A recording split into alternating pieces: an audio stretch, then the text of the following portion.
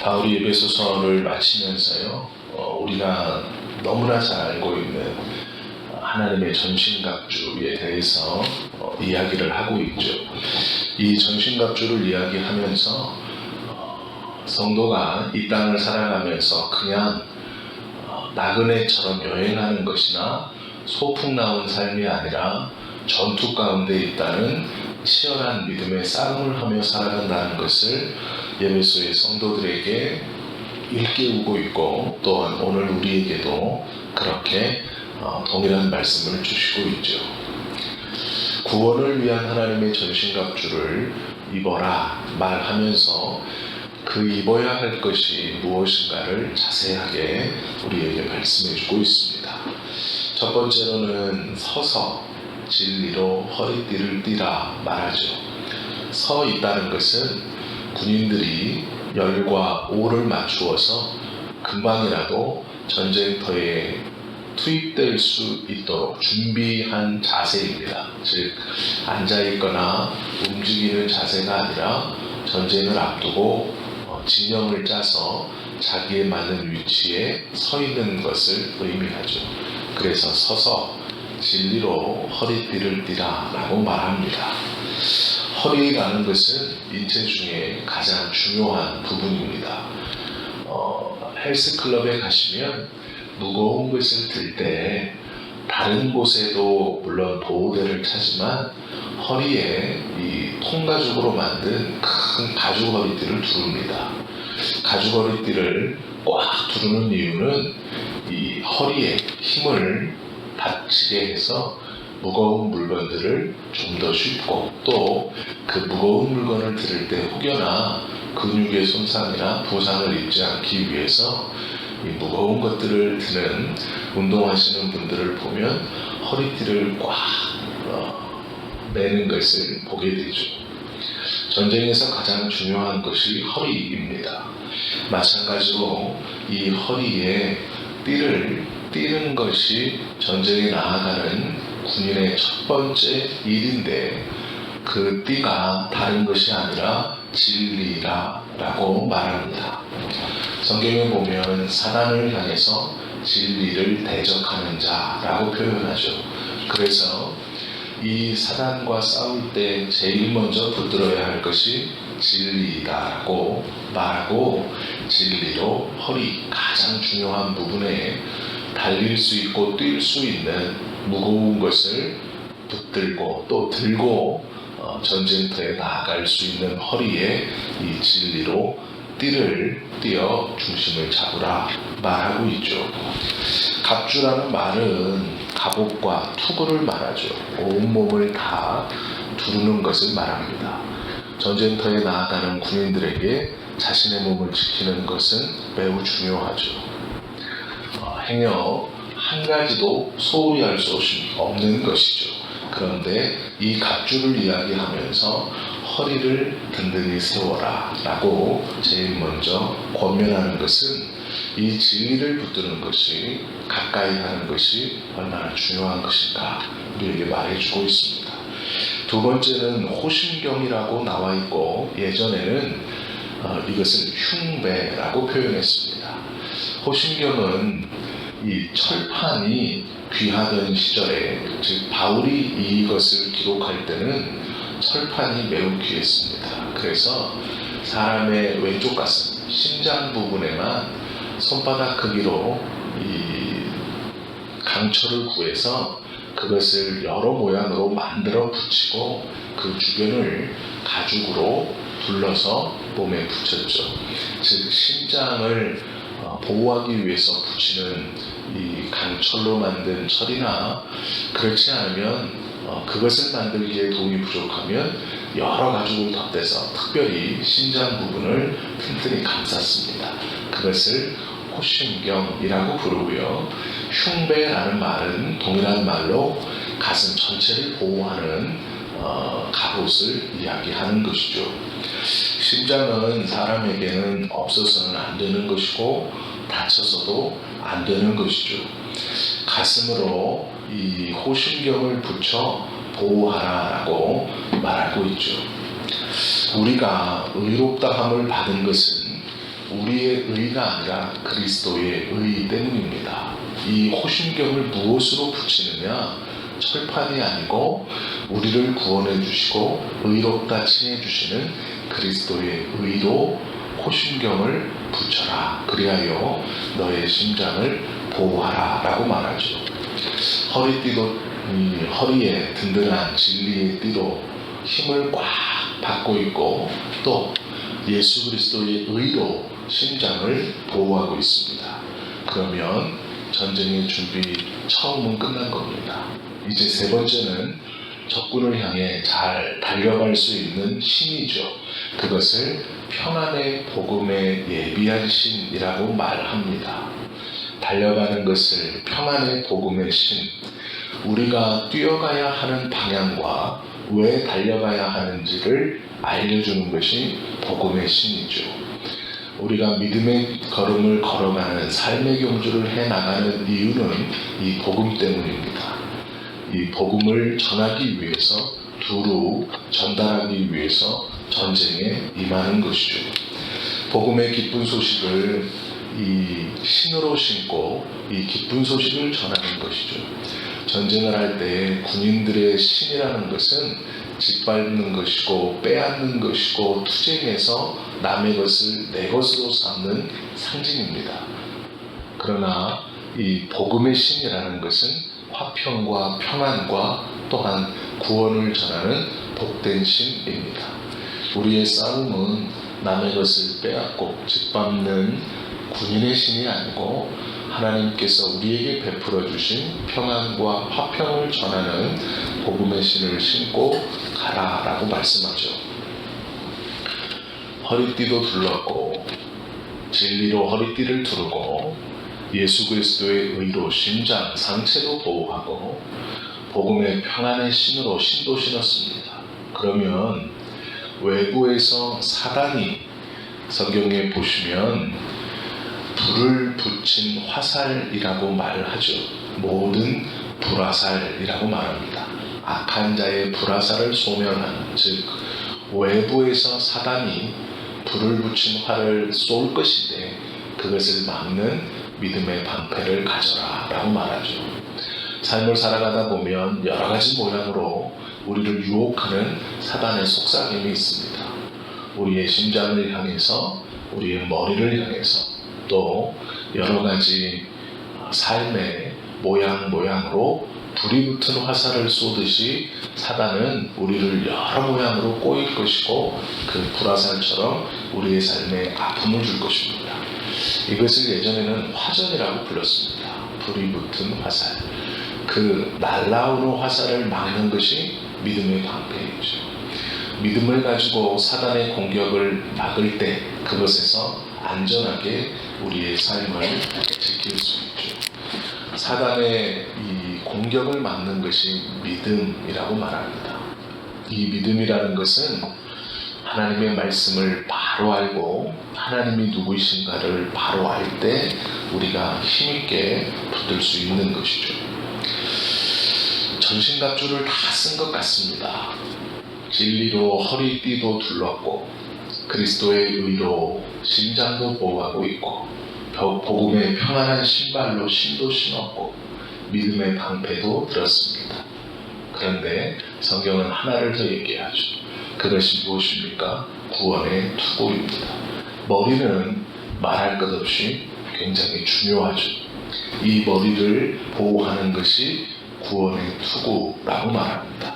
또한 지키는 것뿐 아니라 사단의 공격에서 믿음의 방패를 가지고 내 몸을 보호하며 지키는 것뿐만 아니라 이 전신갑주에는 하나가 더 필요합니다. 그것이 싸워 무찌를 수 있는 말씀의 검이죠.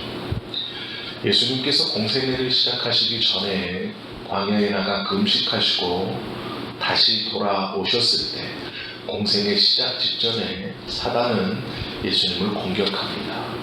유혹하죠. 그때 예수님께서 그 사단의 공격을 다 물리치실 수 있었던 것은 하나님의 말씀으로입니다. 예수님의 힘이나 예수님의 육체적인 무엇이 아니고 하나님의 말씀으로 사단을 물리쳤죠. 그를 물러가게 했습니다. 그것이 말씀의 검인 것이죠.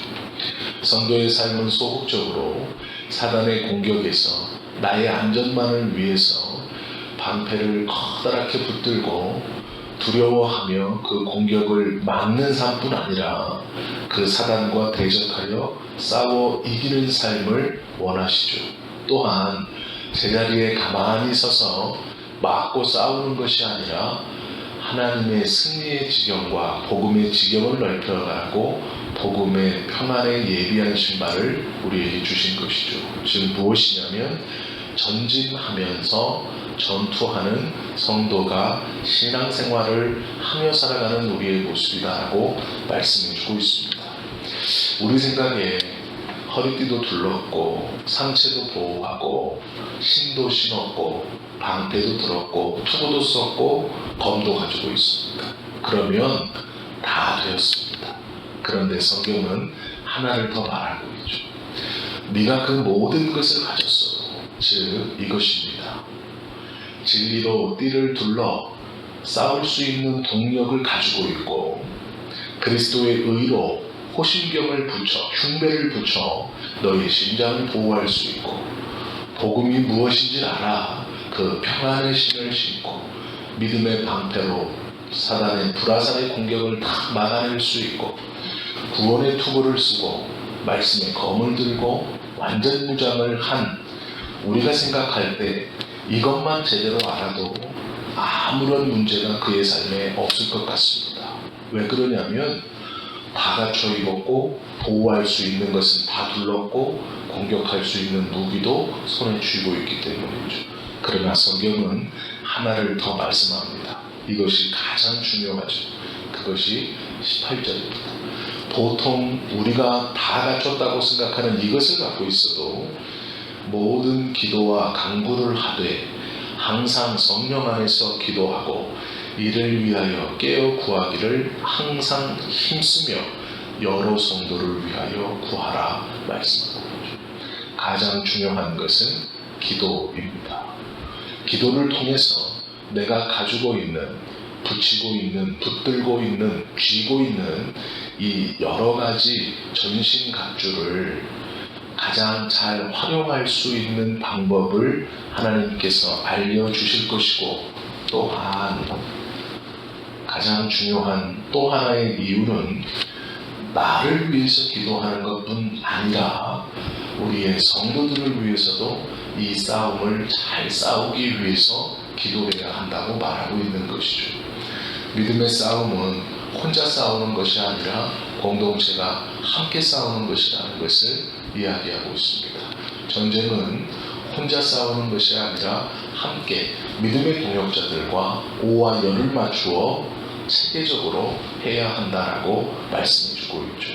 그러기에 여러 성도들을 위해서 기도하기를 힘쓰라 말하고 있습니다. 나 혼자서 다 준비되었고 훈련도 열심히 했고 각오도 단단히 했습니다. 그리고 나 혼자서 힘도 세고 좋습니다. 그러나 그렇게 혼자 독불장군처럼 싸울 수 있는 것은 영적 싸움이 아니라고 말합니다. 옆에 함께 믿음의 성도들이 이 전쟁을 함께 가는 것이죠. 그러기에 서로가 서로를 위해 중보하라 말씀하고 있습니다. 또한 바울은 한 가지를 더 붙여서 권면하고 있습니다. 성도의 개인에게 전신갑주가 이것이니 이것을 잘 구비하여라 말하고 있고 그 전신갑주를 다 구비한 성도에게 두 가지를 부탁합니다. 하나는 기도이죠. 이 기도에서 너를 위해서 기도하고 또 하나는 너의 이웃인 성도를 위해서 기도하라 말합니다. 그리고 마지막 하나를 더 부탁합니다. 그것이 무엇이냐면 자기를 위해서 기도해 주기를 원하고 있는 것이죠.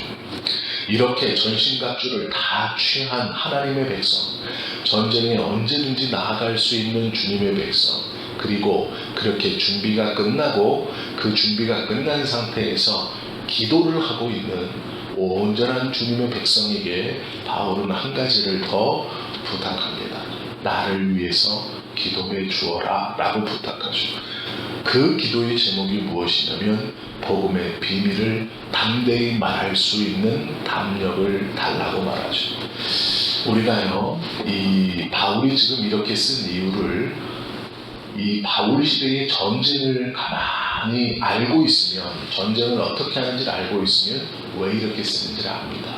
즉 이게 무엇이냐면, 보병들이 허리에 칼을 차고 방패를 들고 대와 오와 열을 맞추어 전진합니다. 그런데 그 전진할 때 그 보병들이 전진함에 앞서서 인솔자가 따라갑니다. 그 인솔자가 큰 소리로 전진이라고 외치거나 정지라고 외치거나 오보 전진, 삼보 전진, 좌로, 우로를 지시해 줍니다. 그때 그렇게 지휘관들이 앞에 서서 큰 소리로 외칠 때 그 외치는 자는 적군의 표적이 되죠. 그리하여 이 인솔자가 겁을 먹거나 두려워하면 그 외치는 소리를 제대로 외치지 못합니다. 왜 그럴까요? 그것을 외치는 자가 표적이 되기 때문입니다. 제일 앞에 서 있고 그가 홀로 떨어져 있기 때문에 그렇습니다.